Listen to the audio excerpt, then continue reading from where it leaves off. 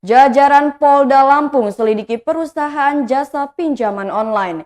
Keberadaan perusahaan jasa pinjaman online atau pinjol ilegal yang kerap meresahkan masyarakat menjadi perhatian khusus aparat kepolisian.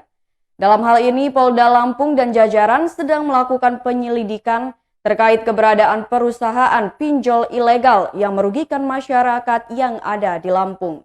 Kabid Humas Polda Lampung, Kombes Pol Zahwani Pandra Arsyad menjelaskan, pinjaman uang melalui aplikasi yang disediakan perusahaan swasta tapi tidak terdaftar pada otoritas jasa keuangan sangat meresahkan. Karena selain menerapkan bunga yang tinggi, juga berpotensi dapat mengancam privasi nasabah perusahaan tersebut.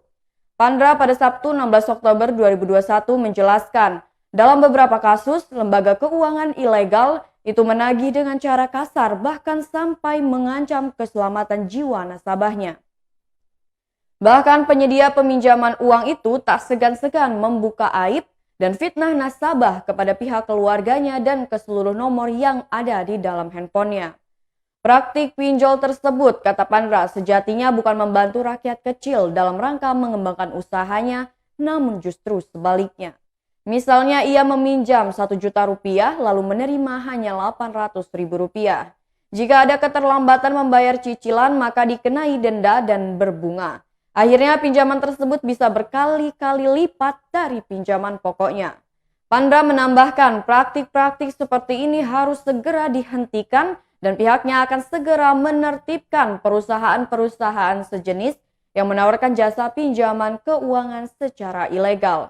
Pandra mengatakan jika masyarakat mengetahui keberadaan perusahaan semacam itu, segera laporkan kepada polisi terdekat, bisa melalui Babin Kaptimnas, Polsek ataupun Polres setempat. Ini harus ditertibkan, jangan sampai ada praktik tagihan-tagihan lalu menyebarkan fitnah ke jaringan WhatsApp yang menimbulkan ketakutan di kalangan masyarakat. Pandra juga mengimbau kepada masyarakat agar jangan terlalu percaya terhadap pinjaman online.